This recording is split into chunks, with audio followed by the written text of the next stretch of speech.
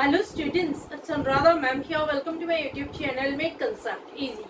आज के video lecture में क्लास 12 अकाउंटेंसी को कंटिन्यू करते हुए आगे के क्वेश्चंस कंटिन्यू कर रही हूँ। बुक है टीएस गरेवाल, चैप्टर है अकाउंटिंग फॉर शेयर कैपिटल। अब मैं ले रही हूँ क्वेश्चन नंबर 53। चांद limited invited applications for issuing 1 lakh equity shares of rupees 10 each at a premium of rupees 2 per share। देखो, चांद लिमिटेड ने 1 लाख इक्विटी शेयर्स इश्यू किए हैं। एक शेयर की वैल्यू है 10 रुपए, लेकिन कंपनी प्रीमियम पर इश्यू कर रही है, यानी 10 रुपए के शेयर को कंपनी दे रही है 12 रुपए में। The amount per share was payable as follows: ₹4 including premium on application, ₹5 on allotment and balance on first and final call. किस तरह से कंपनी पैसे मंगवा रही है? 4 रुपए एप्लीकेशन पर मंगवा रही है, 5 रुपए अलॉटमेंट पर और बैलेंस अमाउंट को मंगवा रही है फर्स्ट एंड फाइनल कॉल के समय। लेकिन जो एप्लीकेशन मनी है उसमें प्रीमियम की अमाउंट भी इंक्लूडेड है। Applications were received for 1,80,000 shares, of which applications for 30,000 shares were rejected and remaining applicants were allotted shares on pro rata basis। देखो, यहाँ ओवर सब्सक्रिप्शन हुआ है। कंपनी को 1,80,000 एप्लीकेशंस मिली हैं, जिसमें से कंपनी ने 30,000 एप्लीकेशंस को रिजेक्ट कर दिया और जो रिमेनिंग एप्लीकेशंस थी उनको प्रो राटा बेसिस पर शेयर्स अलॉट कर दिए। Mansi holding 5,000 shares failed to pay first and final call money and her shares were forfeited। एक शेयर होल्डर है मानसी, उसके पास थे 5,000 शेयर्स। उसने first and final call money पे नहीं की तो कंपनी ने उसके शेयर्स को कर दिया forfeit. Pass necessary journal entries for the above transaction in the books of the company. देखो, जब आप क्वेश्चन सोल्व करें तो सबसे पहले आप पेमेंट का एक स्ट्रक्चर बना लेना कि कंपनी किस तरह से पैसे मंगवा रही है। कंपनी के शेयर की फेस वैल्यू है 10 रुपए, लेकिन कंपनी 2 रुपए ले रही है प्रीमियम के, यानी एक शेयर कंपनी 12 रुपए में इश्यू कर रही है। कैसे कंपनी पैसे मंगवा रही है? 4 रुपए मंगवा रही है एप्लीकेशन के समय। इन 4 रुपए में 2 रुपए तो शेयर कैपिटल के हैं, लेकिन 2 रुपए है सिक्योरिटीज प्रीमियम के। ये आप ध्यान रखना। यूजुअली क्या होता है कि कंपनी अलॉटमेंट के समय प्रीमियम की अमाउंट मंगवा रही है, लेकिन इस क्वेश्चन में कंपनी एप्लीकेशन के समय ही प्रीमियम की अमाउंट मंगवा रही है एप्लीकेंट से। अब देखो, जो रिमेनिंग अमाउंट है वो कंपनी मंगवा रही है फर्स्ट एंड फाइनल कॉल के समय। तो रिमेनिंग अमाउंट कितनी होगी? जब भी आप बैलेंसिंग अमाउंट निकाले तो प्रीमियम को आप इग्नोर करके निकालना। यहाँ पर सिर्फ हम फेस वैल्यू लेंगे।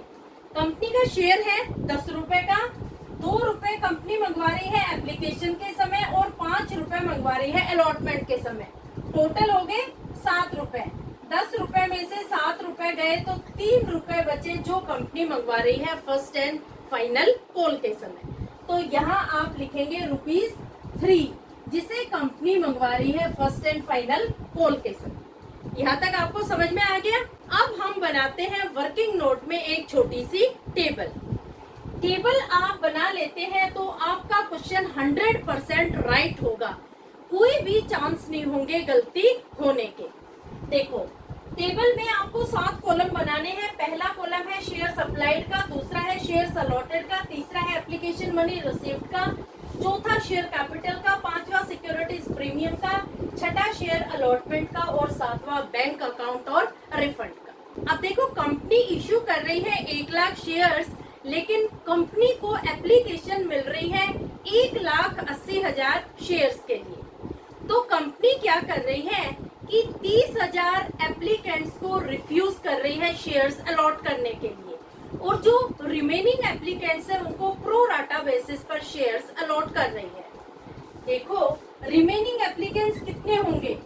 1,80,000 में से 30,000 आप माइनस कर देंगे तो जो वैलिड एप्लीकेशन होंगी वो होगी 1,50,000, यानी 1,50,000 जो एप्लीकेशंस मिली हैं उनको प्रो राटा बेसिस पर शेयर्स अलॉट करेगी।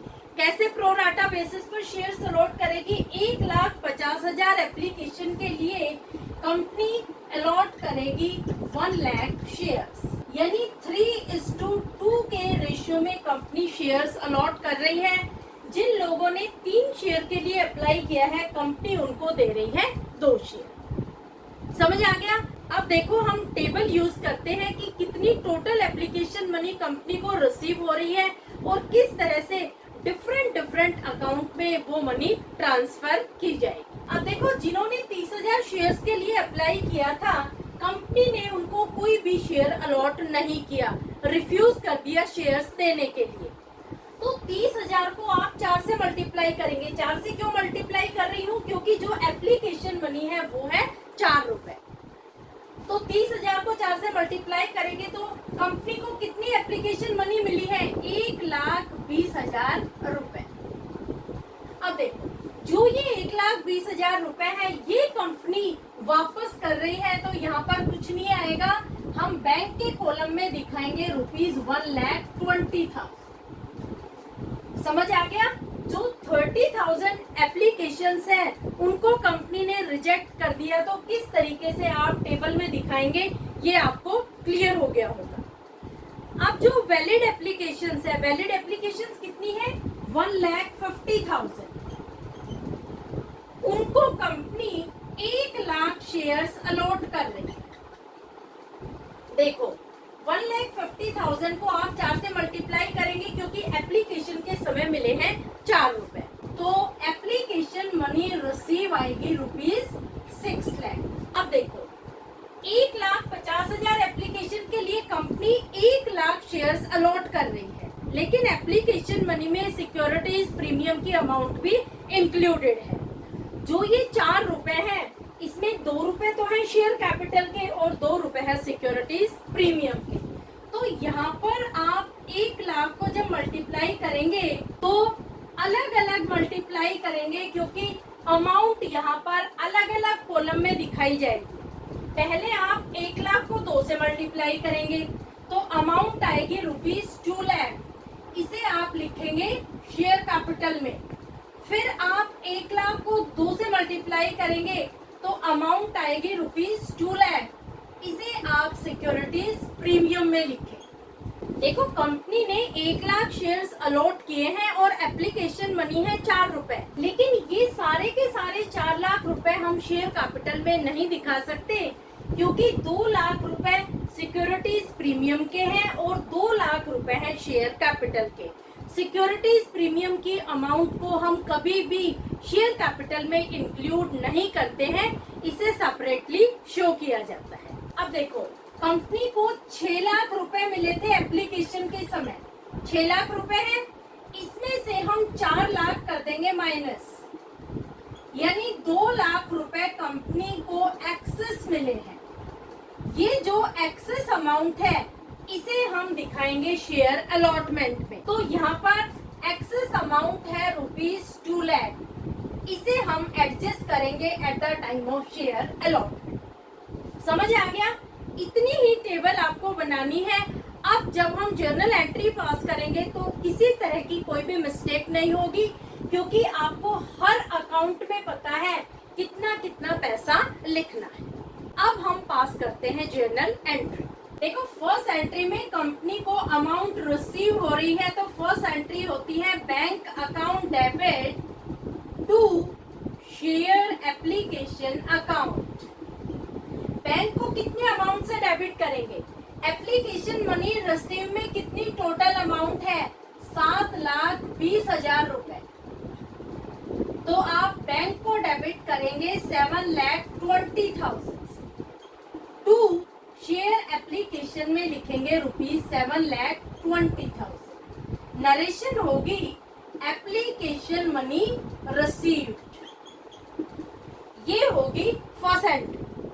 अब देखो मेन होती है सेकंड एंट्री, क्योंकि सेकंड एंट्री में जितनी भी एप्लीकेशन मनी कंपनी को रिसीव हुई है, अब कंपनी एप्लीकेशन मनी को ट्रांसफर करेगी अलग अलग अकाउंट। तो सेकंड एंट्री में हम टेबल यूज करेंगे कि कौन से अकाउंट में हमें कितनी कितनी अमाउंट लिखनी है। सेकंड एंट्री होगी share application account debit, amount कितनी है, अमाउंट है 7,20,000 to share capital account, to securities premium account, to share allotment account, to bank account. देखो, शेयर एप्लीकेशन पर 7,20,000 रुपए मिले हैं कंपनी को। किस तरीके से कंपनी इन चारों अकाउंट में ट्रांसफर कर रही है, कितनी कितनी अमाउंट ट्रांसफर कर रही है, वो सारी हमने यहाँ टेबल में निकाल ली है। देखो, सबसे पहले हम देखते हैं शेयर कैपिटल अकाउंट में कितनी अमाउंट आएगी। ये है शेयर कैपिटल अकाउंट, अमाउंट आएगी ₹2 लाख। तो हम शेयर कैपिटल के सामने लिख देंगे ₹2 लाख। ठीक है। दूसरा है सिक्योरिटीज प्रीमियम, ये है सिक्योरिटीज प्रीमियम अकाउंट, अमाउंट आएगी ₹2 लाख। तो सिक्योरिटीज प्रीमियम के सामने आप लिख देंगे 2 लाख। तीसरा है शेयर अलॉटमेंट अकाउंट, अमाउंट आएगी ₹2 लाख। तो शेयर अलॉटमेंट में भी आप लिख देंगे ₹2 लाख। चौथा है बैंक अकाउंट, बैंक अकाउंट में अमाउंट आएगी ₹1,20,000। तो यहाँ हम लिखेंगे ₹1,20,000। इन चारों का जब आप टोटल करेंगे तो टोटल आएगा ₹7,20,000।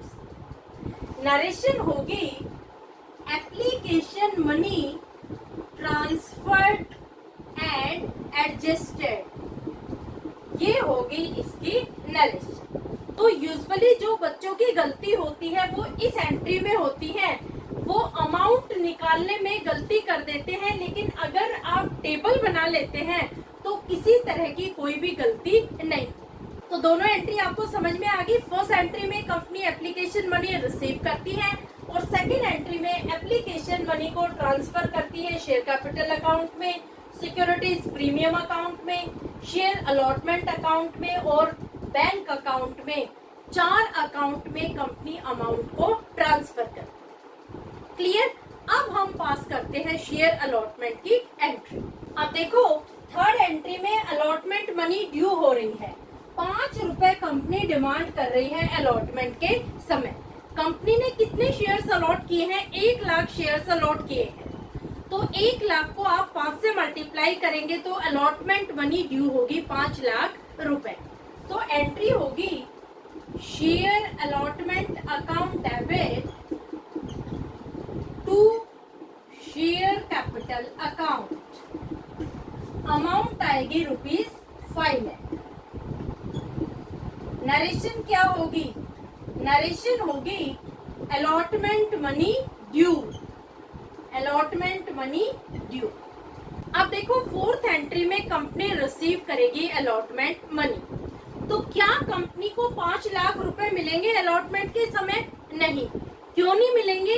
क्योंकि कंपनी को एप्लीकेशन के समय एक्सेस पैसा मिल गया था, उस पैसे को कंपनी एडजस्ट करेगी अलॉटमेंट के समय। अब भी टेबल यूज होगी। देखो, टेबल में अलॉटमेंट के समय एक्सेस पैसा मिला था 2 लाख रुपए। 5 लाख में से 2 लाख को माइनस कर देंगे तो अलॉटमेंट पर कंपनी को पैसा मिलेगा 3 लाख रुपए। समझ आया? अलॉटमेंट पर 5 लाख रुपए नहीं मिलेंगे क्योंकि एक्सेस एप्लीकेशन मनी कंपनी को मिली थी, जिसे कंपनी ने अलॉटमेंट के समय एडजस्ट करने के लिए रख लिया। तो फोर्थ एंट्री में कंपनी को 5 लाख रुपए नहीं मिलेंगे, कंपनी को मिलेंगे 3 लाख रुपए। एंट्री होगी bank account debit to share allotment account, amount कितनी है, अमाउंट आएगी ₹3 लाख। समझ आया ना 3 लाख कैसे आया? 5 लाख में से 2 लाख रुपए आप माइनस कर देंगे तो कंपनी को 3 लाख रुपए मिलेंगे अलॉटमेंट के समय। नरेशन होगी अलॉटमेंट मनी रिसीव्ड। क्लियर? ये 4 एंट्री आपको समझ आ गई। 2 है एप्लीकेशन की एंट्री और 2 है अलॉटमेंट की। अब हम पास करेंगे फर्स्ट एंड फाइनल कॉल की एंट्री। अब देखो, फिफ्थ एंट्री में कॉल मनी ड्यू हो रही है। कंपनी कॉल के समय 3 रुपए की डिमांड कर रही है। 1 लाख को 3 से मल्टीप्लाई करेंगे तो कॉल के समय अमाउंट ड्यू होगी ₹3 लाख। तो एंट्री लिखेंगे first and final call account debit to share capital account. Amount कितनी आएगी? अमाउंट आएगी ₹3 लाख। नरेशन क्या होगी? नरेशन होगी कॉल मनी ड्यू। अब देखो 6 एंट्री में क्या कंपनी को पूरे के पूरे 3 लाख रुपए मिलेंगे कॉल के समय? नहीं। क्यों नहीं मिलेंगे? क्योंकि मानसी एक ऐसी शेयर होल्डर है जिसने 5000 शेयर्स पर कॉल मनी पे नहीं की। मानसी ने 5000 शेयर पर 3 रुपए के हिसाब से 15,000 रुपए पे नहीं की।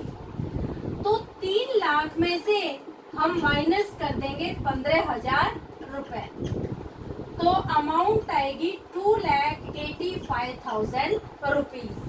ये कंपनी रिसीव करेगी at the time of call. समझ आया?